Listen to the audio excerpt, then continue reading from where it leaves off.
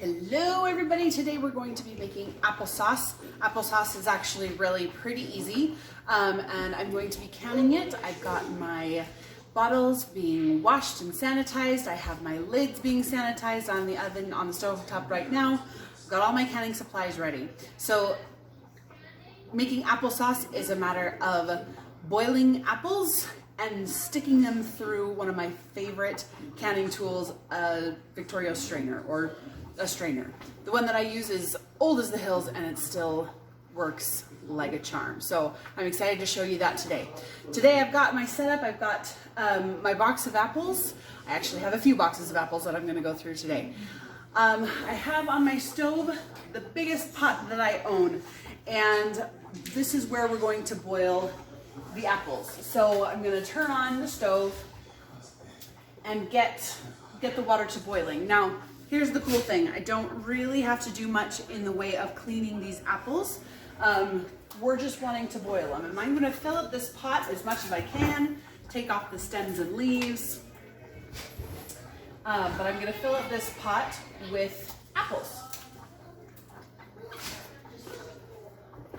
Now I'm able to do this because what the strainer does is it strips off all the core, the seeds, the skin, the stems, everything. So my job is just to get these apples good and soft and ready to go through those pretty effortlessly. Okay, I think I've crammed in about as much as I can. So we're just gonna bring those to a boil, and we're going to boil those apples until the skins start to crack, and I'll show you what that looks like when we get to that point. Okay, once the skins are cracked, I'm going to transfer them over to my strainer and crank them through there. And it's going to magically make applesauce that I will then transfer to bottles. It's gonna be awesome. All right, while we're waiting for the first batch of apples to boil, I'm going to introduce you to the strainer. This is a glorious machine and a super power tool that I just love. So this is how it works. We gather our boiled apples, we bring them over here, we dump them into the bowl up top. With a strainer usually comes with a masher. An old one like this, it was made out of wood and worked like a charm, but only recently it split and we don't have a masher to replace it. I've seen more modern strainers that have a plastic mallet, and I find that it's kind of impractical and the plastic tends to melt. So what we're going to use is a combination of two of my favorite kitchen tools. One is a Pampered Chef Mix and Chop. So what this is going to do is it's going to help chop up the apples so that they go down the funnel. But then I need something a little bit smaller to go down the hole and push it all the way in. Okay, over on this side is a crank. So this is where I bring, it's really fun to bring the kids into play because they really like to move this crank. As you crank the apples through, there's a coil in this strainer. You can see it, it's this orange thing, but it's spiral and it smashes up the apples as it goes through. But the holes in the strainer are too small for any of the seeds or the skin or the core to slip through. So all that's going to come through this strainer is the sauce. It's going to land on this tray, which very conveniently slides down, and then I have a casserole dish, just a shallow pan at the bottom to catch the applesauce there. Okay? As I continue cranking, the seeds, the core, the stem, all the skin and gross stuff is going to come out of this end, and I have a big roaster pan that's going to catch all the waste, and we're going to get a lot of waste out of this stuff. But there you go. The strainer just separates the sauce from the junk, and we just keep throwing apples in and keep cranking. So when I bring my kids in, I usually have one that's running the crank, I have one that's smashing, and one that's dumping apples in. And then once this pan here is full, we take it and fill up the jars with it. So it's a pretty slick operation and it's super fun to get the kids involved. So let's go check on those apples. All right, here we are. Our apples are perfect. The timing is awesome for this. Okay, I'm gonna set my lid aside. Now, as you can see, these apples here, the peels are cracked, and I've left a couple of these a little bit long, but you see how that peel is just falling right off. It makes it really easy to go through the strainer, and yeah, it's absolutely perfect. So what I do is I take a slotted spoon And I scoop up these apples once they're ready and I put them in a bowl, and this is just to transfer them over to the strainer. I try to keep my working spaces a little bit separate, keep the heat away from the cool operation. So yeah, as you can see, all these skins are split, and I just pull them all out. Now, if I do happen to have an apple that's a little bit underripe and the skins don't split as quickly, then I simply will leave it in for a little bit longer until I start to see those cracks. So a couple of these are just barely starting to crack, and those will work just fine. But I'm going to take the ones that are definitely ready. Oh, like that one. Bobbing for apples. Okay, now those are not too far from ready. But as I'm waiting for them to finish cooking up, I'm going to just fill my pot with more apples so that they can get started. And it's just a constant rotation of boiling the apples, taking them to the strainer, filling up the bottles, on and on and on. So many hands make light work, and this is going to go swimmingly once we get moving. All right, we've got our apples and my lovely assistant, and what we're going to do is we're going to take these apples and we're going to shove them into the strainer. Using the mix and chop, we're going to smash them up. And Maxine here is going to crank and crank and crank. Now, I've got to push it down with a spoon. I got to make sure that it gets low enough that it gets into that coil so that it can really smash it up. Maxine's going to crank that up for me.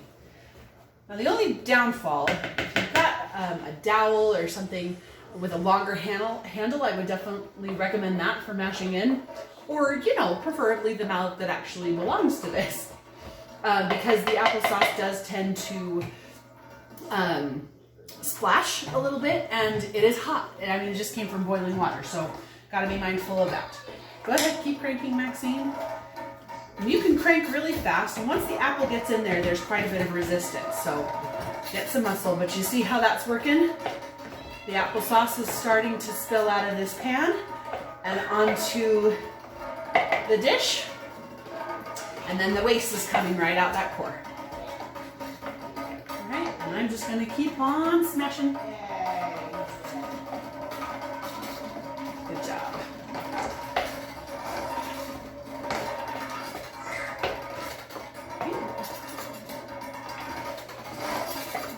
There you go. Now, another thing I like to keep on me is a little rubber spatula or silicone spatula, so that as the applesauce is coming out of the strainer here and it's stuck to the strainer, just a little spatula will help to scrape off that applesauce and keep it moving down the slide. Okay, and that way we're not going to lose any off the back end, and it gets nice and clean. All right. So that's how it goes. Super fun, right? Okay, so our pan is about full of applesauce, and at this point it's ready to go into the jars. But before I put it into the jars, this is a time where I can sweeten it and get it ready to can. So I like to add just a little drop of lemon juice. It just helps preserve that nice yellowy color, but it does turn a little bit darker as it cans, and that is totally fine. So a little bit of a drop there. And then I put, depending on what kind of apples you use, I only put like a 1/4 cup to a 1/2 cup of sugar for this whole thing. I like to use Gala apples. They're just the right amount of sweet for me. And so we really enjoy that. So Galas tend to be a sweeter apple, so I just use about a 1/4 cup and I mix it all in. And now we're ready to pour it into the jars. All right, I've got my jars nice and hot and ready. Okay, I'm gonna take my canning funnel, I'm gonna put it into the top of the jar, and then this might take some extra hands, but basically either I'll take a cup or something to pour the applesauce from the pan in through the funnel. And you can't really see that, and it's getting kind of messy, so I'm definitely going to abort. And we're going to before we pour it, try to get rid of some of the extra. And anyway, so I'm gonna just get a measuring cup real quick. Okay, here we go. Let's try this. So just a measuring cup where I can scoop and pour, and that's gonna be a little bit more controlled, but I'm going to fill up my jars until I have about a 1/2 inch headspace. Okay, and then I'm gonna go on to the next, and I'm going to fill that one up. And if I get a pan, or if I get reduced volume enough where it makes sense to pour it out of the pan, then I can just do that. So, gotta make sure not to overfill, and then move on to the next one. Okay, so we just go and go and go until all of the applesauce is out of the pan, and then take it back to the strainer to continue smashing apples. Now, I like to keep 2 pans in rotation, especially if I have a lot of hands helping me out. I can have one pan collecting apples and another pan pouring, and then just rotate them through. All right, so once my jars are filled up, I'm gonna need to put a lid. I brought my sanitized lids over with my little magnetic wand. And I wanna make sure that I've got the rims wiped up and clean. And then I secure the ring on the jar. And then I'm gonna get them into my Waterbath canner and process them for 20 minutes. That's the essence of making applesauce. It's super simple. It's really, really messy, but it's great and delicious and wonderful. So enjoy and have fun canning applesauce.